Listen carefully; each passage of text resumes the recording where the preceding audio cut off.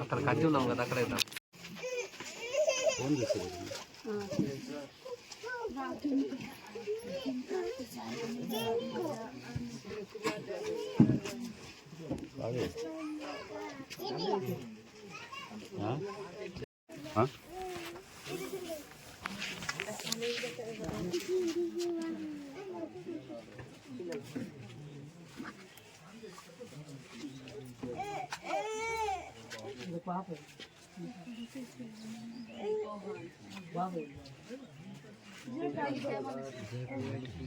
అల్ల అక్కడ ఉంది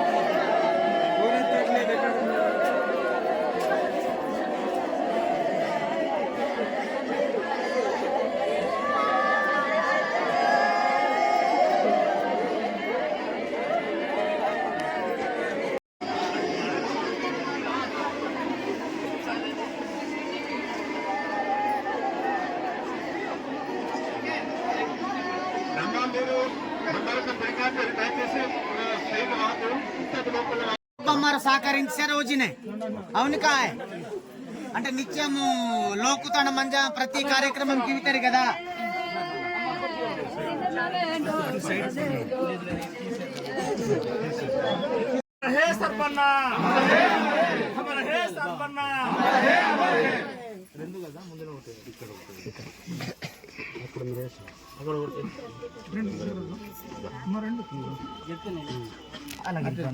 जोहर कामरेड सरबन्ना जोहर कामरेड सरबन्ना సాధిస్తాం సర్బన్న ఆశయాలను సాధిస్తాం సర్బన్న ఆశయాలను వర్ధిల్లాలి ఎర్ర జెండా వర్ధిల్లాలి ఎర్ర జెండా జోహార్ కామ్రేడ్ సర్బన్న జోహార్ కామ్రేడ్ సర్బన్న సాధిస్తాం సర్బన్న ఆశయాలను సాధిస్తాం సర్బన్న ఆశయాలను అమర హే సర్బన్న అమర హే సర్బన్న జోహార్ కామ్రేడ్ సర్బన్న జోహార్ కామ్రేడ్ సర్బన్న జోహార్ కామ్రేడ్ సర్బన్న సర్బన్న ఆశలు సాధిస్తాం సర్బన్న ఆశలు సాధిస్తాం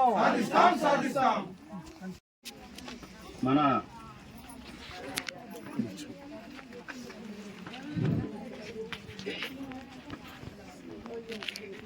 ఉద్యమ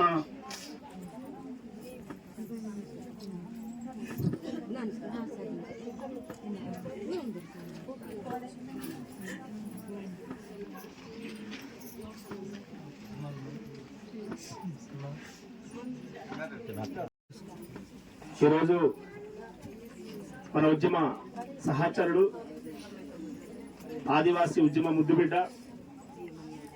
కామ్రేడ్ మన సర్పంచ్ గారు మరణానికి మనం శ్రద్ధాంజలి ఘటిస్తూ ఒక నిమిషం మౌనం పాటించాల్సిన కోరుతున్నాం.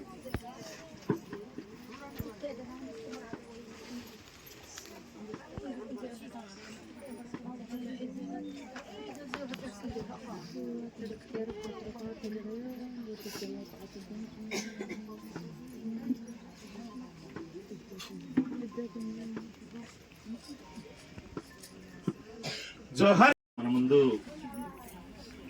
సర్పన్న గారు లేకపోవటం అనేది చాలా బాధాకరం.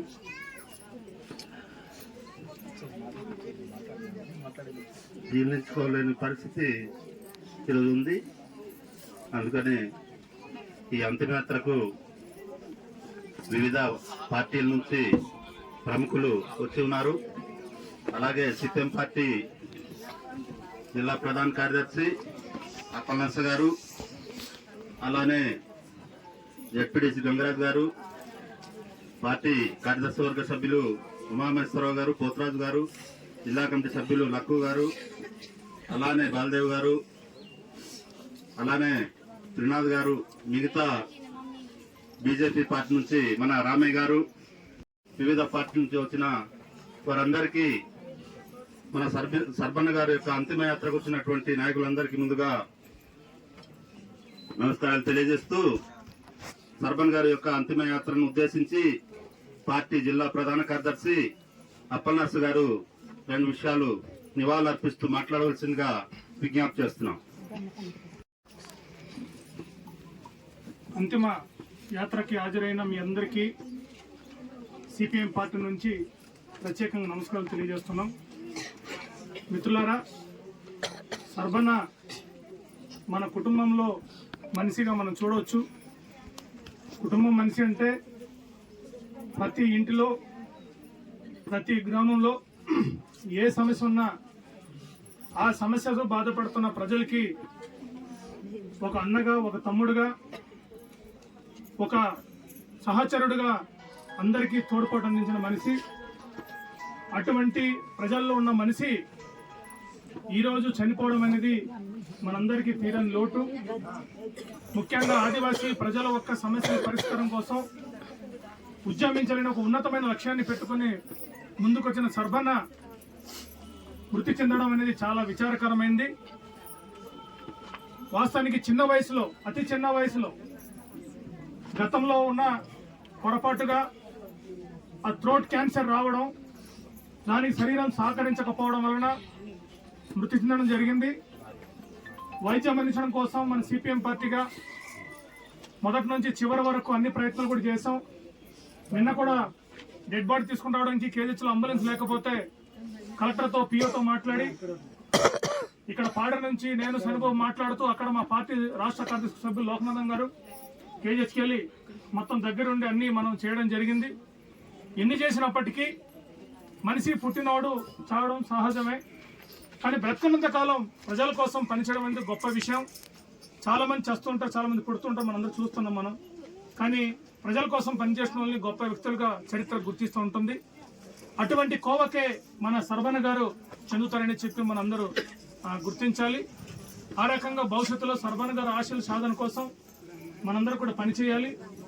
అయినప్పటికీ గిరిజన సంఘం నాయకుడుగాను, కార్మిక నాయకుడుగాను, సిపిఎం పార్టీ నాయకుడుగాను, ఎర్రజెండాకి ముద్దుబిడ్డగా చివరి వరకు, కడసారి వరకు ఎర్రజెండా వదలకుండా పనిచేసిన గొప్ప వ్యక్తి మన సర్బన్న గారు. మనందరికీ తెలుసు, ఆయన పీవీటీజీ తెగలో పుట్టిన పీవీటీజీ తెగల కోసమే కాకుండా అన్ని తెగల ప్రజల సమస్య కోసం నేను పనిచేస్తానని చెప్పి ముందుకొచ్చిన గొప్ప వ్యక్తి. అటువంటి వ్యక్తి మన మధ్య లేకపోవడం చాలా బాధాకరమైన విషయం. ఈరోజు పీఈటీ, పిఎం జన్మన్ లాంటి స్కీమ్స్ ఏవైతే ఉన్నాయో వాటన్నిటికీ ఒక బలమైన ఉద్యమానికి ఆ రోజు ఒక దశలో నాయకత్వం వహించారు. ఒక్కొక్కరు ఒక స్థాయిలో నాయకత్వం వహిస్తారు. కొద్దిమంది మండల స్థాయిలో, కొద్దిమంది గ్రామ స్థాయిలో, కొద్దిమంది జిల్లా స్థాయిలో, కొద్దిమంది రాష్ట్ర స్థాయిలో నాయకత్వం వహిస్తారు. ఆ రకంగా మన సర్వన్న గారు మన పీవీటీజీకి సంబంధించి సమగ్ర అభివృద్ధి కోసం ఇలాంటి స్కీమ్స్ని ప్రత్యేక అభివృద్ధి కోసం చేపట్టాలని గత 15-20 సంవత్సరాల నుంచి ఒక మహత్తరమైన ఉద్యమం నుండే ఈరోజు చాలా మంది పీవీటీజీలకి ఇల్లుకు సంబంధించి ఇవన్నీ స్కీమ్స్ అని వచ్చి మీ అందరికీ తెలుసు.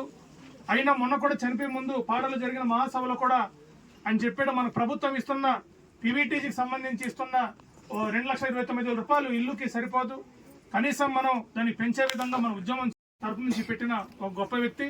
ఈ రోజు తను చనిపోవడం కానీ ప్రభుత్వం నిన్నే 1,00,000 రూపాయలు పీవీటీజీకి కూడా పెంచింది. అయినా అది సరిపోదు. భవిష్యత్తులో పీవీటీజీలందరూ కూడా ఒక మంచి ఇల్లు, ఒక అంత్యోదయ రేషన్ కార్డు లాంటిది, ఇటువంటి డిమాండ్స్ అటవీకుల పట్టాకు సంబంధించి డిమాండ్స్ లాంటివి ఏవైతున్నాయో వాటన్నిటి నెరవేర్చడం కోసం తను చివరి వరకు పోట్లాడారు. ఆ పద్ధతిలో మనం కూడా మన ప్రాంతంలో, మన గ్రామంలో, మన చుట్టుపక్కల ప్రజలు పడుతున్న కష్టాలు నష్టాలని గుర్తించి ప్రజలకు అండదండ ఇచ్చే విధంగా మనందరం ముందుకెళ్తేనే సర్బన్ గారికి మనం ఇచ్చిన ఒక ఘనమైన నివాళని చెప్పి మీ అందరికి విజ్ఞప్తి చేస్తున్నాం. మనం చాలా మంది ఇక్కడ వచ్చాం, చాలా మంది ఏడుస్తాం, బాధపడతాం, వెళ్ళిపోతాం, 4 రోజులు మళ్ళీ మర్చిపోతాం. మనం ఇది మన సహజమే. అది ప్రతి ఇంటిలో జరుగుతున్నది, ప్రతి చోట జరుగుతున్నది. కానీ మన గ్రామంలో ఎక్కడైతే ఏ సమస్య ఉందో ఆ సమస్య ఉన్న ప్రతి చోట సర్వన ఉంటాడు. ఆ సమస్య ఉన్న ప్రతి చోట సర్వన ఒక ఆశయం ఉంటుంది. ఆ సమస్య పరిష్కారం కోసం మనం పోట్లాడే గొంతు ఏవైతే ఉందో ఆ గొంతులో సర్వన లక్ష్యం ఉంటుంది. ఆ దిశగా మనందరూ కూడా కలిసి రాబోయే కాలంలో మనం పనిచేద్దాం. సిపిఎం పార్టీగా వాళ్ళ కుటుంబానికి ప్రగడ సానుభూతిని ప్రకటిస్తున్నాం. వాళ్ళ పిల్లల చదువు కానీ ఇతర అంశాలు వీటికి సంబంధించి ఉంటే పార్టీగా మా వంతు మేము సహకారం కూడా మేము చేస్తాం. ఆ ఇబ్బంది లేదు. వాళ్ళ కుటుంబం, వాళ్ళ భార్యకు సంబంధించి కూడా మా వంతు సహకారం పార్టీగా మాకు అవకాశం ఉన్నంత మేరకు మేము సహకారం అనేది అందించి వాళ్ళ కుటుంబాన్ని కూడా పార్టీగా మేము ఆదుకుంటామని చెప్పి మీ అందరికీ తెలియజేస్తూ, మనం భవిష్యత్తులో సర్వన ఆశయ సాధన కోసం మనం అందరం కూడా కృషి చేయాలని చెప్పి, అందరూ ఎర్రజెండా పట్టుకోవాల్సిన అవసరం లేదు. సర్వన ఆశయాన్ని కృషి చేయడం అంటే మీ గ్రామంలో ఏ సమస్య ఉందో, మీ గ్రామంలో ఏ బాధ ఉందో ఆ బాధ కోసం మాట్లాడితేనే సర్వన ఆశయం ముందుకెళ్ళినట్టు. కాబట్టి ఆ రకంగా మీరందరూ కూడా కుటుంబ సభ్యులు, బంధుమిత్రులు, ఫ్రెండ్స్, స్నేహితులు అందరూ ఆలోచించి ఆ దిశగా మనందరం ముందు అడిగేద్దామని చెప్పి అందరికీ విజ్ఞప్తి చేస్తూ నమస్కారం. కార్యదర్శి వర్గ సభ్యులు ఉమామహేశ్వరరావు గారు, చిన్నాథ్ గారు, అలాగే పోతురాజు గారు, జిల్లా కమిటీ సభ్యులు, అలాగే వైసీపీ నాయకులు మాజీ ఎంపీపీ సూర్యనారాయణ గారు, మిగతా పార్టీల నుండి వచ్చినట్టు పార్టీ పెద్దలు, ఈ ప్రాంత ప్రజలందరికీ నమస్కారం. ఈరోజు చాలా ఈ సర్బన్న గారి మరణం తీరని లోటు. ఈరోజు ఆయన కుటుంబానికి ప్రాంతానికి కూడా తీరని లోటుగానే ఉంది.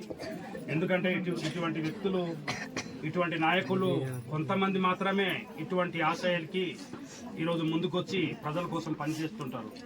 అటువంటి వారిలో సర్బన్న గారు ఒకరు.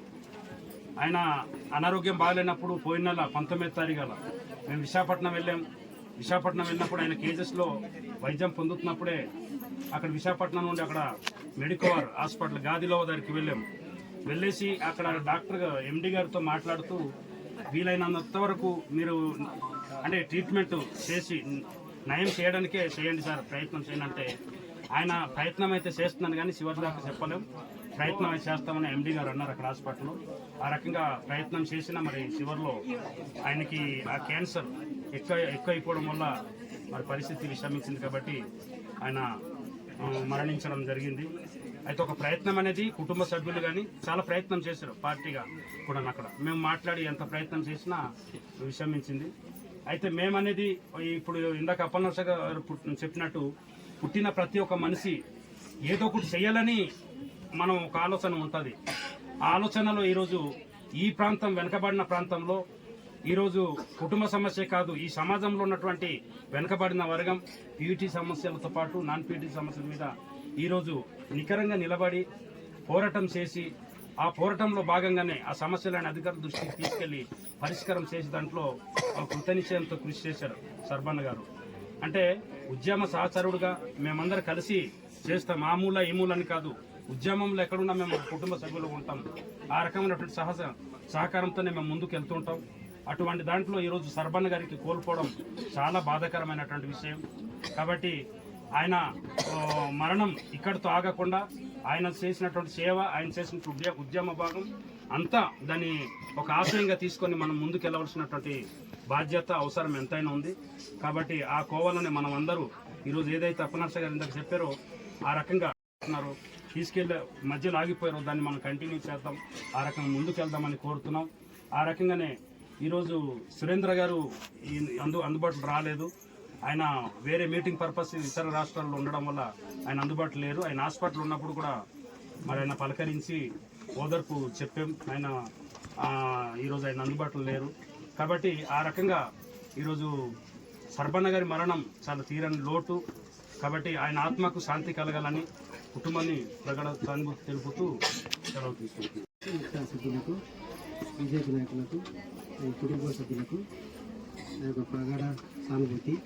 సర్బన్నకు ఆయన నేను ఎంపీగా చేసేటప్పుడు అనేక సమస్యల మీద మా దగ్గరికి వచ్చి ఈ సమస్య చేయాలన్నా అని ఈయనొకరు, తర్వాత మన రామారావు గారని, తర్వాత రాజారావు గారని వీళ్ళు మా దగ్గరికి వచ్చి చెప్పేవారు. ఆ సమస్యలను వెంటనే మనం స్పందించి అనేక కార్యక్రమాలు చేశారు. అక్కడి నుండి మాకు ఆయన చిన్నప్పుడు మాకు తెలుసు. కాబట్టి ఆయన ఆశయం ఇంతకు అప్పన్నగా చెప్పినట్టు మనం ఏడిస్తే అది జరగదు, కానీ ఆయన సాధన ఎంతవరకు వెళ్ళింది, ఆయన సాధించిన సేవలు ఎన్ని చేశారన్న దాని మీద మనం దృష్టి పెట్టి ప్రతి ఒక్క మరి సిపిఎం నాయకులు కావచ్చు, అనేక పార్టీ నాయకులు ఆయన ఒక వ్యక్తిగత జీవితాన్ని మనం అలవరుచుకుంటే ఆయన జీవితం చేసిన సేవలు ఎటువంటివి అన్నవి ముందుకు తీసుకెళ్ళి ఆయన ఒక సేవాభావాన్ని ఇంకా దృష్టి ముందుకు తీసుకెళ్తే ఆయనకి నిజమైన సానుభూతి తెలిపినట్టు అవుతుందని ఈ సందర్భంలో తెలుపుకుంటూ రామయ్య గారికి ధన్యవాదాలండి. ఇప్పుడు మహిళా సంఘం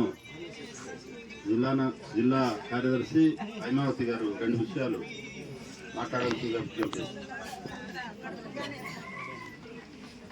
ఇక్కడ విచ్చేసిన సిపిఎం పార్టీ జిల్లా కార్యదర్శి సభ్యులు అందరికీ, అలాగే జిల్లా కార్యదర్శి, అంగన్వాడీ, మిడ్ డే మీల్, అలాగే ఆశ, వీళ్ళందరికీ వీళ్ళ సమస్యలు చెప్తే వాళ్ళ సమస్యల మీద పోరాటం ముందుండి సాగించిన వ్యక్తి. మొన్న అంగన్వాడీ వాళ్ళు 42 రోజులు ధర్నా కూర్చుంటే కూడా ఇతను ముందుండి నడిపించిన వ్యక్తి. ఇలాంటి వ్యక్తి చనిపోవడం అనేది చాలా బాధాకరం. మేము సిపిఎం పార్టీగా, మహిళా సంఘంగా దీన్ని మేము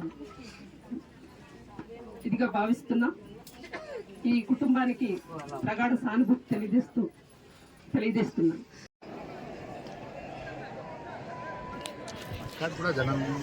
ఆ జనాలందరూ కవర్ అయిపోయారు.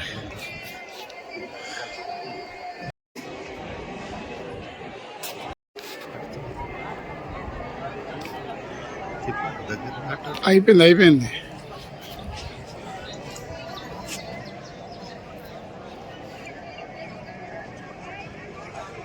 స్పెషల్ వాయిస్ తీసుకుందాం.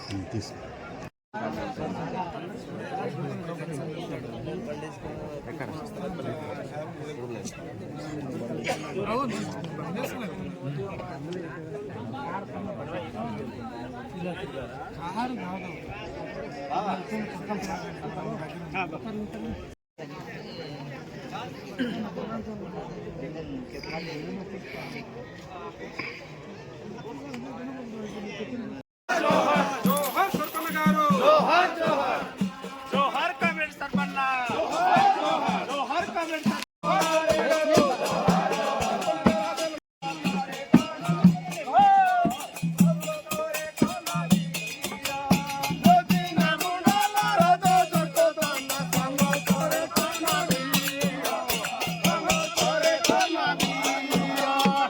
మళ్ళీ ఇట్లా రాము కదా. లేదు, జోహార్ కామ్రేడ్ సర్బన్న, సాధి